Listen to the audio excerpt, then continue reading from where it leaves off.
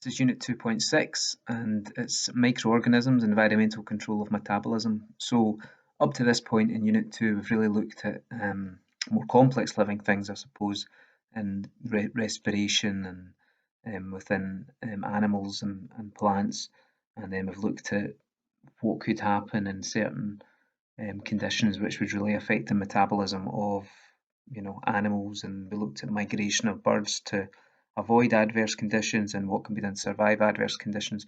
So now the last two parts of this unit, we're really looking at what happens in microorganisms, how they grow, and the useful products that they can produce for humans.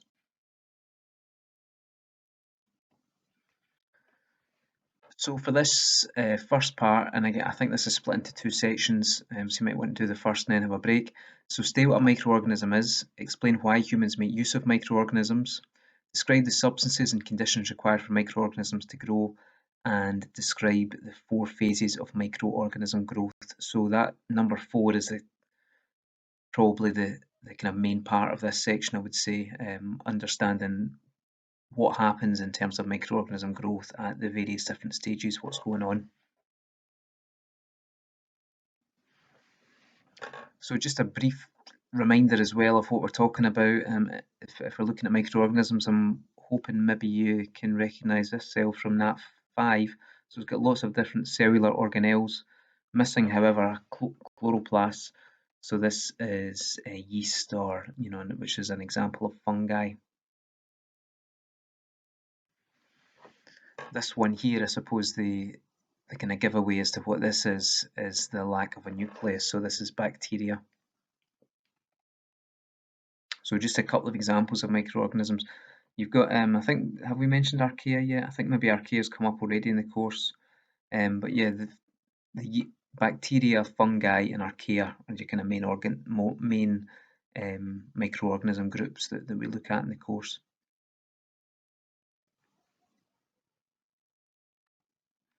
So just as a definition, so microorganisms are all species of archaea and bacteria, and archaea and bacteria, I think, quite difficult to differentiate, and archaea only discovered relatively recently. But we've got archaea, bacteria, and some species of eukaryote, and for example, yeast. So this is what we're dealing with here.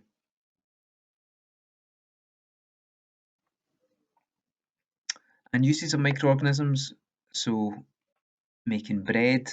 This, I think, represents insulin. So making drugs for humans.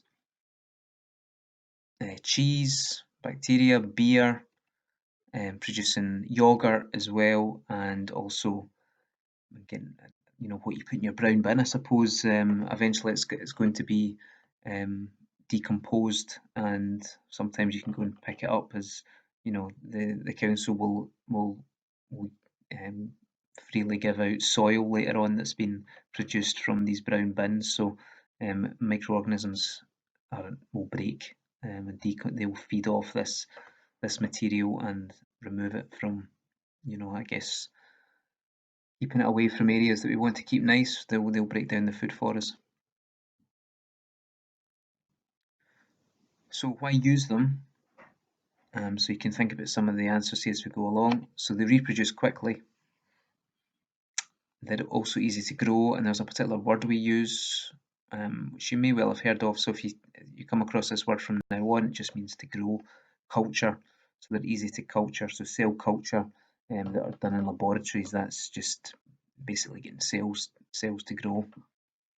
And their something pathways produce many products useful to humans. They're metabolic pathways. So remember this, Unit 2 of higher biology deals with metabolism. So when you're culturing them or growing them, you've got two options. I think the one on the right you'll be familiar with. Through at school at other points in science or in biology, you'll have grown things on agar plates.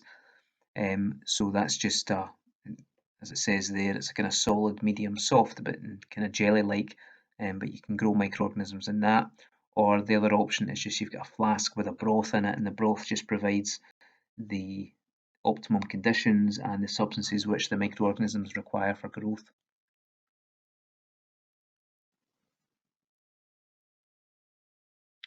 So what are these substances that they require? So the substance that you grow the microorganisms in is called the, in plural is media, so or growth medium, and you need to it should contain various different things. So think as we go along here. So you need something which will provide energy. Often it's chemical. You need the raw materials for biosynthesis. So the materials that could be amino acids and so on. Raw materials for biosynthesis. And on top of that, you might have some organisms which require more complex substances. So amino acids, again, mentioned vitamins and fatty acids, so depending on what you're trying to culture. And this is what it might look like. So you've got it's like a large flask, I suppose, isn't it? But it's called a bioreactor, and you're monitoring pH and temperature.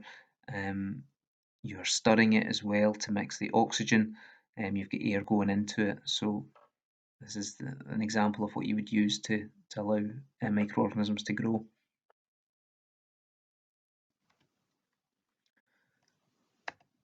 So your culture conditions, and I'll explain in a minute why S is capitalised and underlined. So culture conditions should be sterile, and this is to reduce competition for nutrients with other microorganisms. So um, I'd imagine if you've got places which are manufacturing food, there could be instances where they have to be very careful in terms of contamination, or you can have a whole batch that's ruined. So you want to have sterile conditions so that you're only dealing with the microorganism that you want to deal with, I suppose. Also temperature controlled. So throughout this unit we've talked about having controlling temperature, and that's in order to because you have got enzymes which are going to be working, and they have an optimum temperature at which they work at. Next one is oxygen levels controlled by aeration, and finally have something controlled by buffers, acids or alkalis, and that's pH. So and you might have worked out now why the S was underlined. So STOP, stop. So if you're being asked about how you culture microorganisms and what conditions they should have, then just remember stop. Sterile, temperature controlled, oxygen, pH.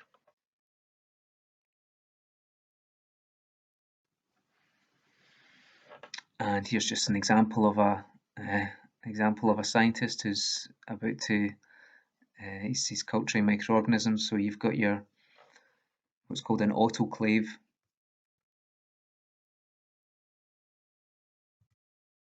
On the left hand side here, that's your autoclave, so it's going to sterilise, and you can see he's using a flame as well to sterilise this wire loop that he's using to transfer microorganisms.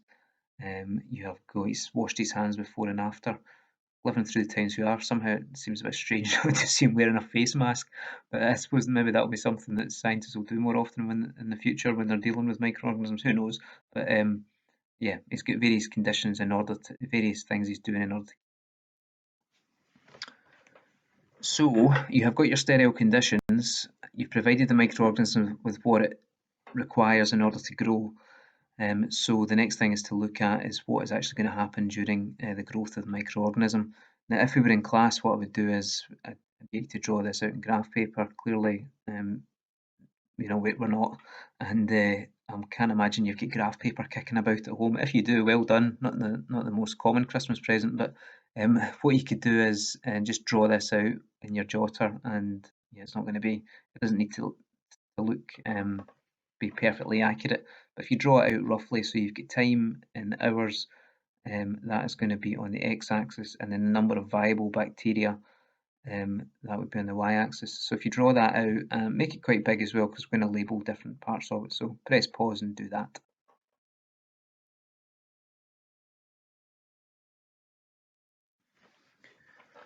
So what you have drawn out should look something like this, and you can label now.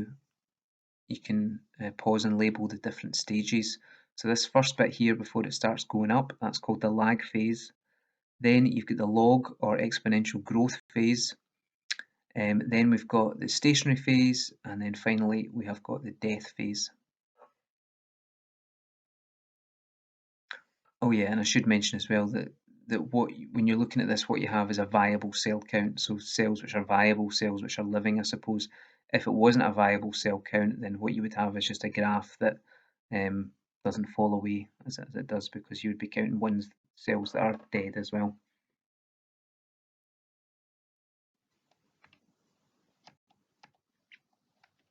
So viable cell count is the total cell count minus the dead cells.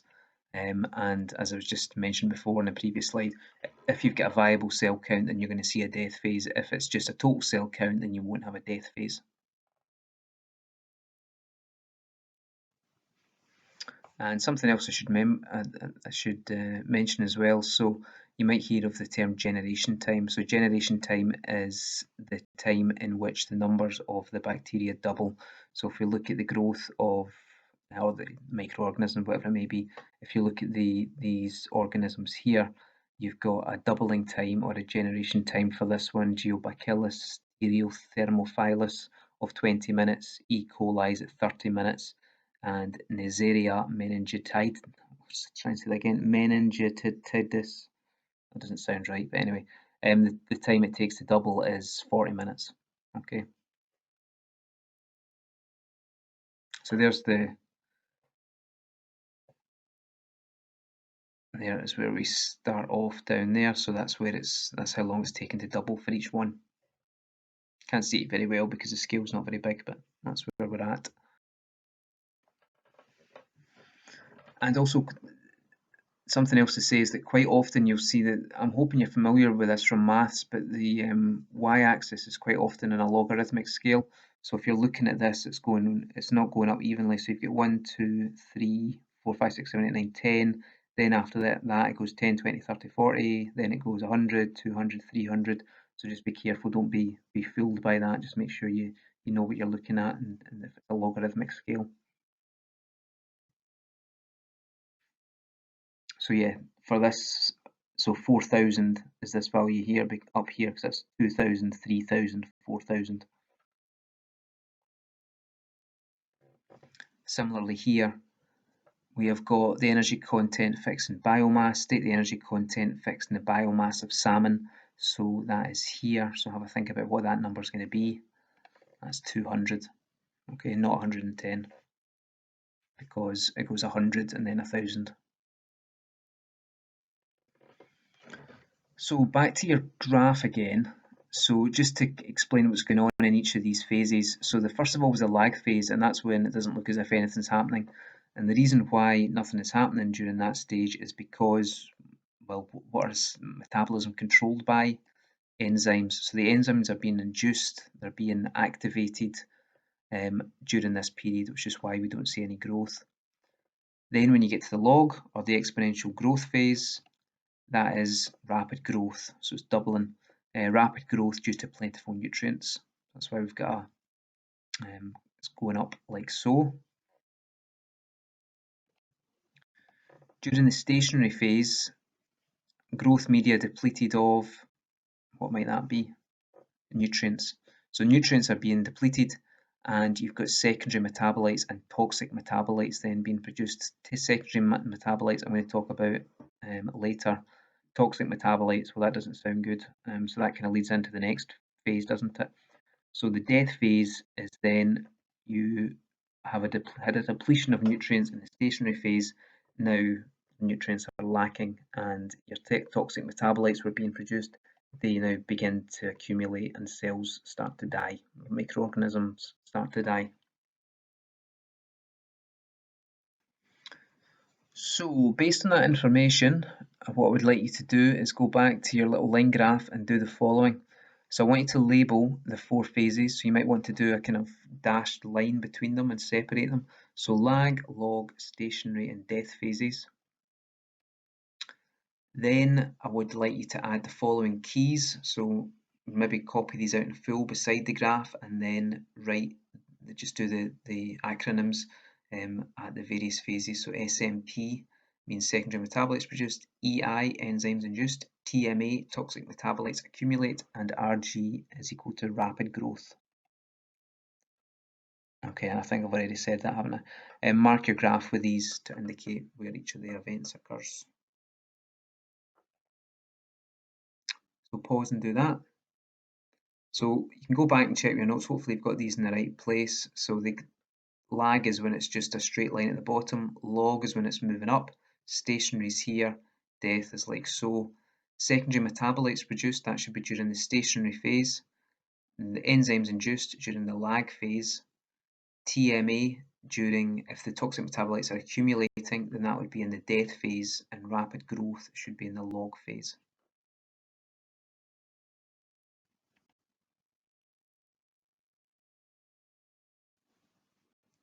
Okay, so have a break. Come back later, tomorrow. Okay, so to begin with, just to refresh your memory, hopefully you did this maybe a day or so ago, and well, time has passed to see if it's in your head or not. So from memory, so don't look at what you did the other day. From memory, draw and label the 4 stages of microorganism growth. So name each stage. Then you've got these are abbreviations of events which occur during microorganism growth. I want you to write down what each one stands for. And then finally 3, mark these in the appropriate places. So just to jog your memory, I know you've done this, but see if you can do it now without referring back.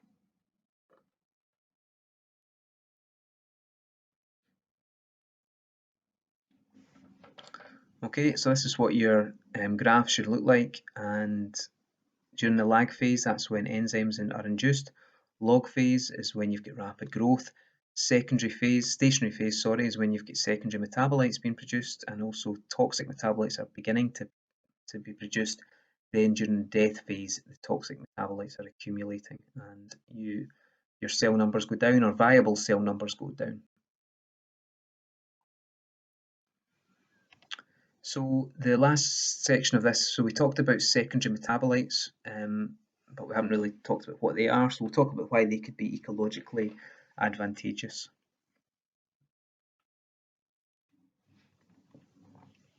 So secondary metabolism, what stage does it occur in? It's in the stationary phase. So not essential for growth. So what are they there for?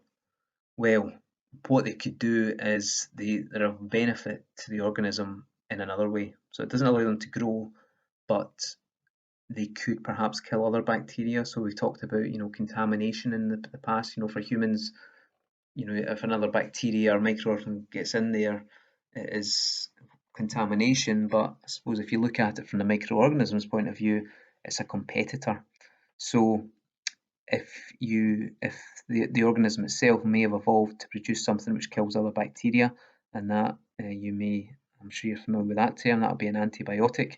And if they produce an antibiotic which kills other bacteria, then that would reduce competition for resources. So that is a possible second metabolite which is produced by microorganisms, an antibiotic to kill other bacteria.